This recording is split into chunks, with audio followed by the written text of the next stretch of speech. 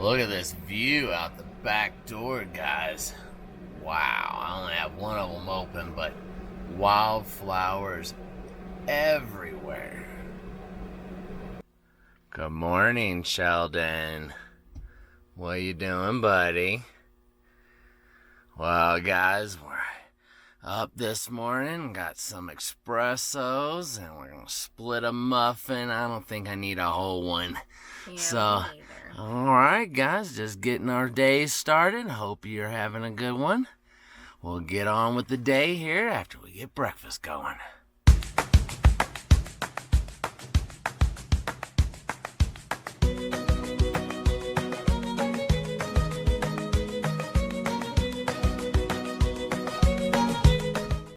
Welcome back, everyone. I'm Mike. And I'm Stephanie. And we're Vanlife Sheldon's Travels. Sheldon, he's our yellow-bellied slider turtle. He's hanging out here, hanging out on the ground today. We've just been letting him walk around and check out all the fresh flowers, the wildflowers here. It's a beautiful place, and he loves crawling through the grass. Well, today, guys, we left you last night at the Crazy Horse with the night laser show and light show right there on Crazy Horse, and we made our way about 30 minutes, which is only about 5 minutes on the blacktop, but 30 minutes back off a dirt road, which you could probably see Crazy Horse from here if the trees weren't here, but we're super close to Crazy Horse. And a friend of ours, Tim, he was like, we're right here, so if you'd like to camp with us for the night, you're more than welcome. So we came right over here about 10:30 last night. Yeah, we kind of seen this spot on iOverlander, but we didn't think to come because we didn't want to pull in that dark.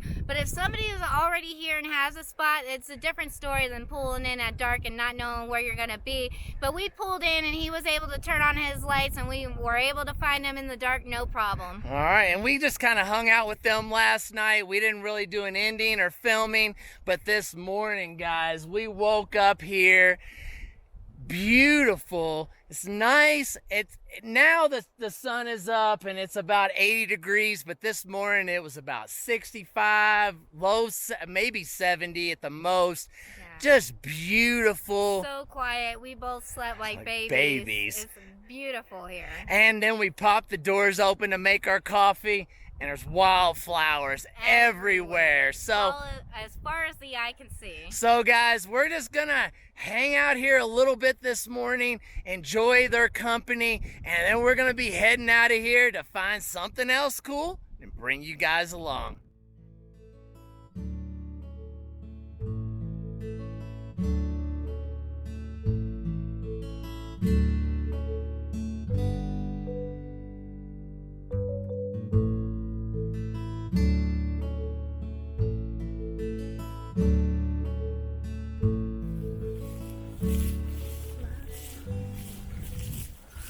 Well, Tim, thanks for inviting us. It was nice sitting here catching up with you last night and today.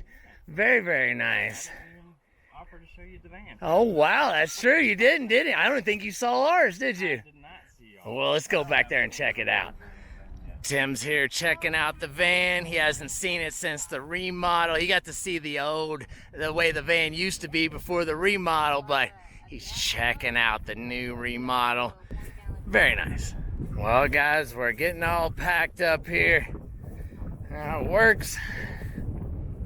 Well, guys, we've kind of hung out here this morning, but I think we're going to get packed up and get on out of here and say goodbye to them and see what else we can get into today. We're going to be pushing a little bit south. We got some places to go and some things to see. Definitely. Let's get into it. Wow, that was really nice to be able to hang out with Tim.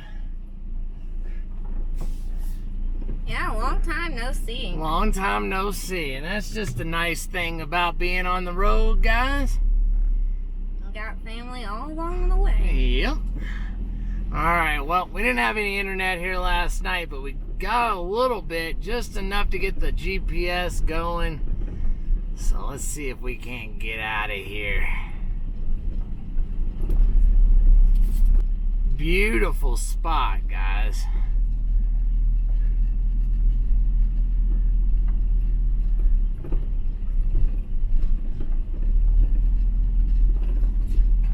just about 30 minutes away from Mount Rushmore, but basically just on the other side of the mountain from it.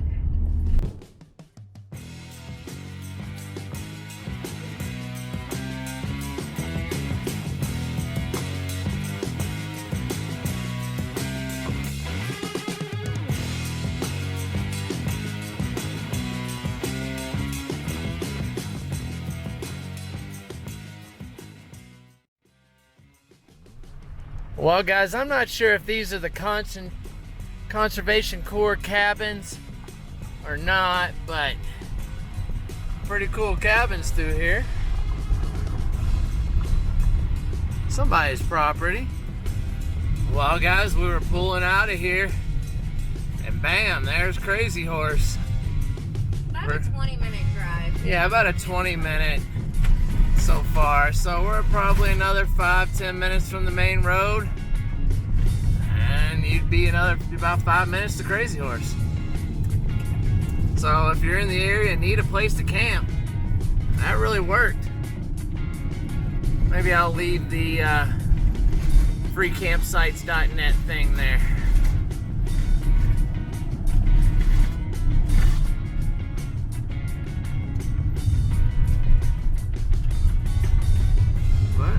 Right there. Pretty cool.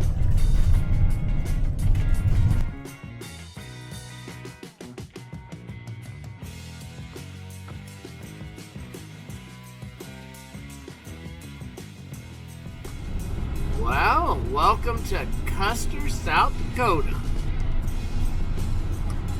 I think we're gonna get a little gas here.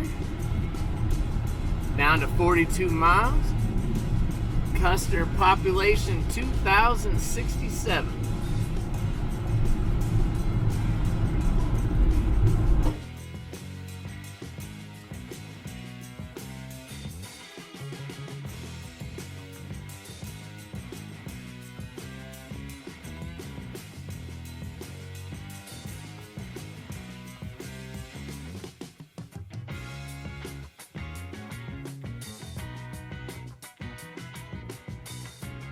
Purple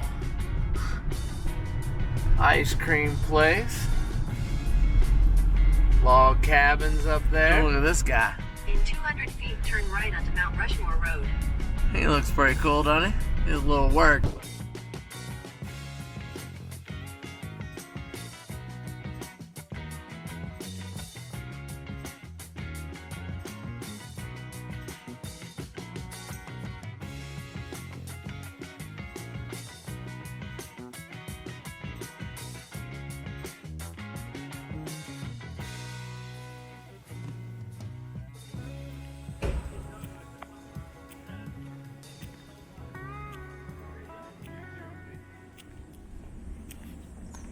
Well, guys, we made it right here to the visitor center.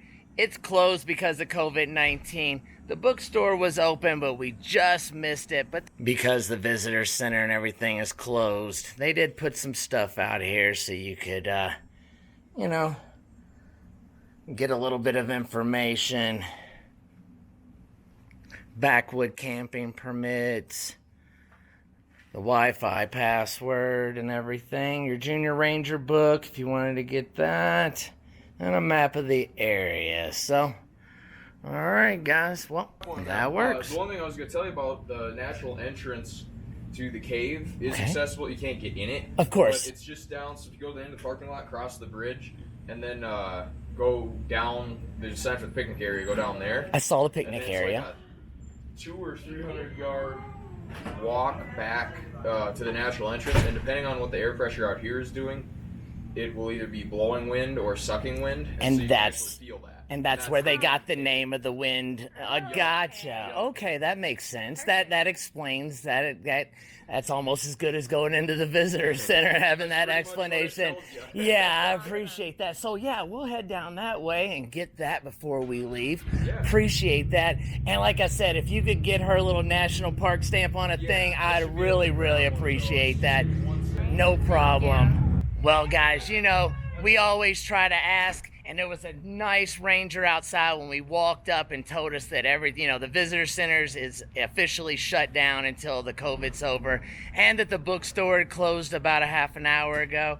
But he said I could go. We wanted to get a stamp for Steph's book, so he was like, I think I can go in there and find one of those for you. So we will get to add that to the book, and that's super great. I appreciate that so much. The elevator to the caves is actually broken and has been for a month or so, and they contracted someone from Texas to come and fix it, but they haven't fixed it yet. So it's gonna probably be around Labor Day of 2020 before you can actually go down into the cave again. That's just part of what's happening now, guys, with the COVID. I don't know if it would have taken as long to get it done if all of this, as you know, the world wasn't slowly shutting down and just now starting to come back up. But it's just a pretty spot just to stop and on the way through. So if you're in the area, I would definitely suggest it's coming through. The scenery's beautiful, and like I said, eventually the visitor center will be open after all the COVID stuff's off. But remember, there's not any cell phone service here. We have all 3 carriers, and we don't have any cell phone service. So make sure that the visitor center does have Wi-Fi. Go ahead and put in your next destination before you leave out of here. Use their Wi-Fi and do that. But that works, you know.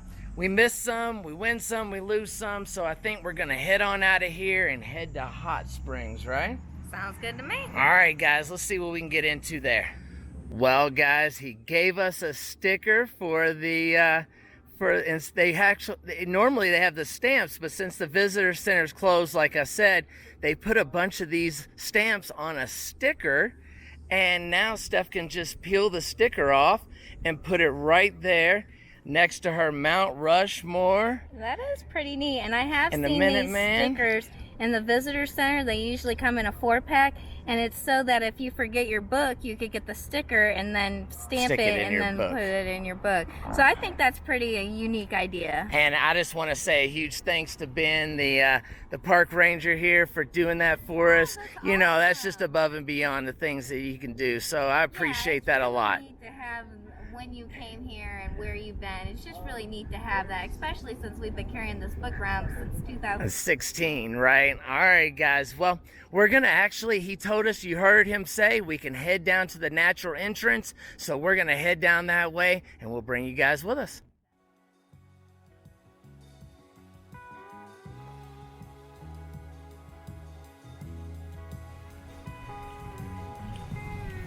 There is plenty of parking here, guys, even for a big rig, because you can park along this way here, like right behind where the Ranger is. So you can get a big rig in here, no problem. Well, about a quarter mile, here's the picnic area. They do have a campground here. I'm not sure if it's open. I should have asked the Ranger that. I forgot. He was telling us such good information. But this is a day-use picnic area, and we can walk from here to the natural entrance of the Wind Cave. And you heard why they call it the Wind Cave. So, it's starting to rain.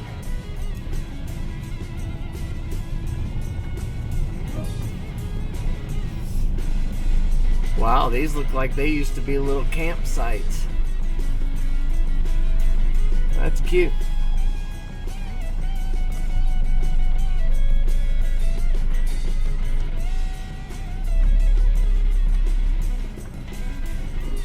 We'll pick this one. How about that?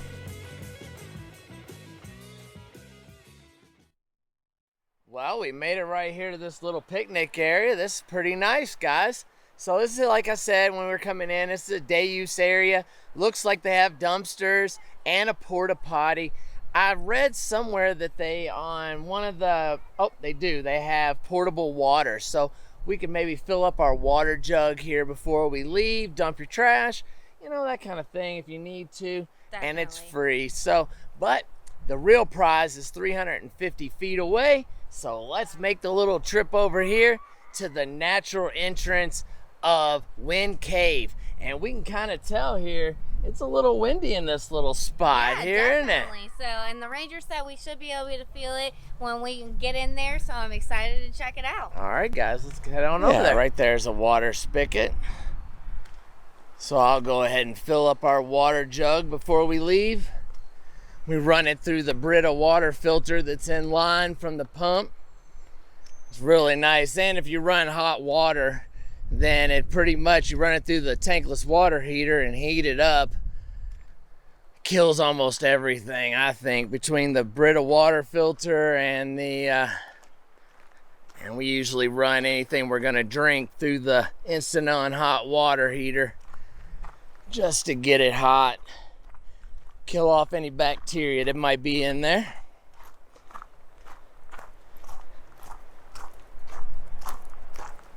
You can tell it's a little windy. I know I have the microphone on, so you probably can't tell it, but you can sure see the grass there moving though, can't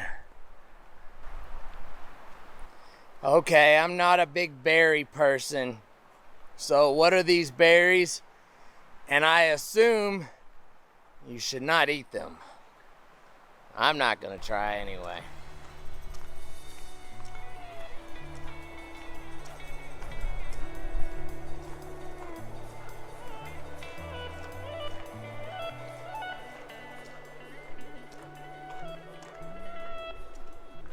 Life in the shadows. Sure see the leaves and everything moving around over here now. It's definitely a little windier down here.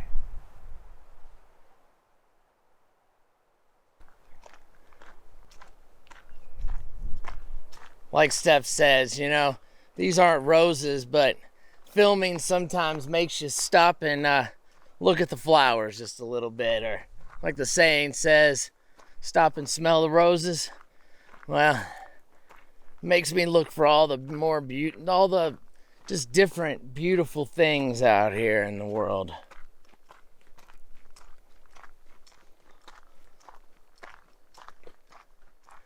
Well, looks like this is it. They call this the Prairie Vista Trail.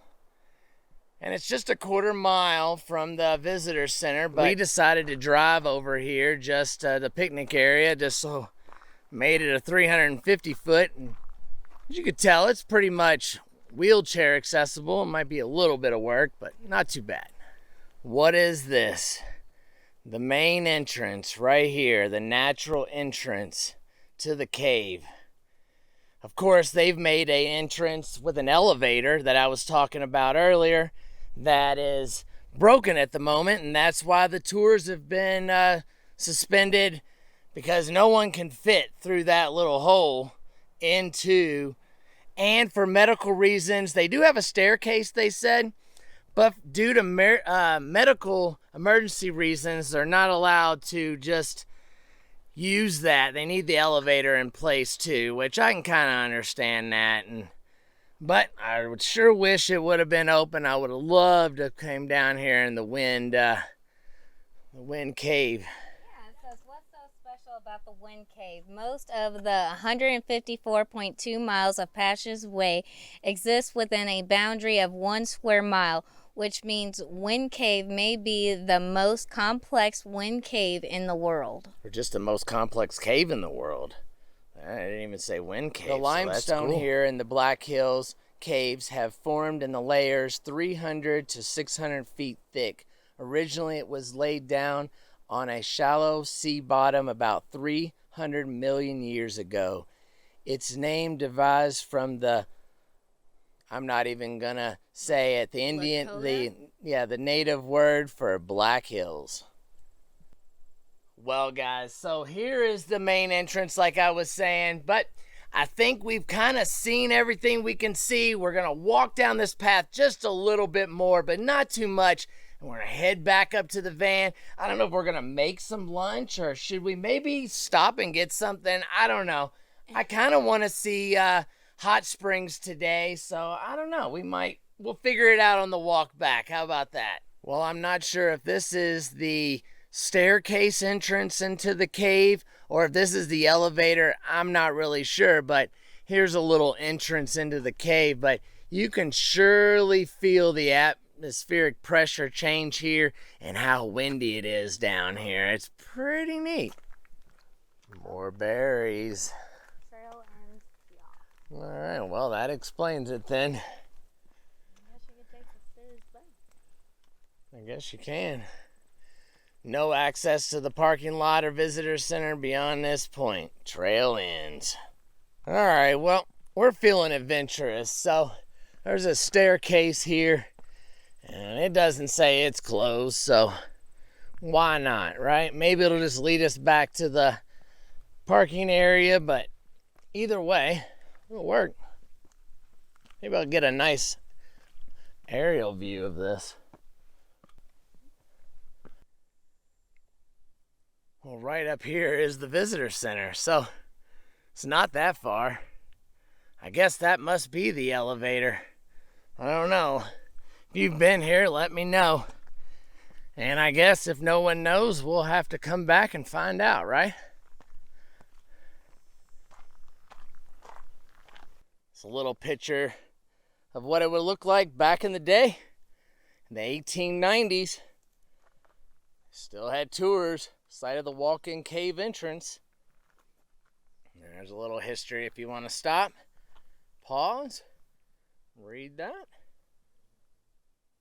Okay, I feel a little bit better about, all right, McDonald grave is up there, I guess. He was known for exploring the caves. Oh, so he was buried here right where he spent most of his time, right? Yeah, he died at the age of 20, pretty young. That is young, guys.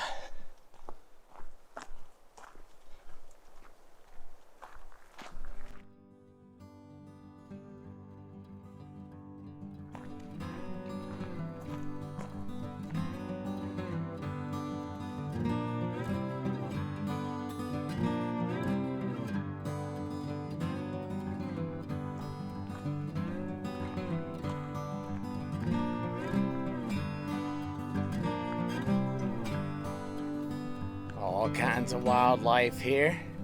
Cute little bunny hanging out. We'll leave you alone.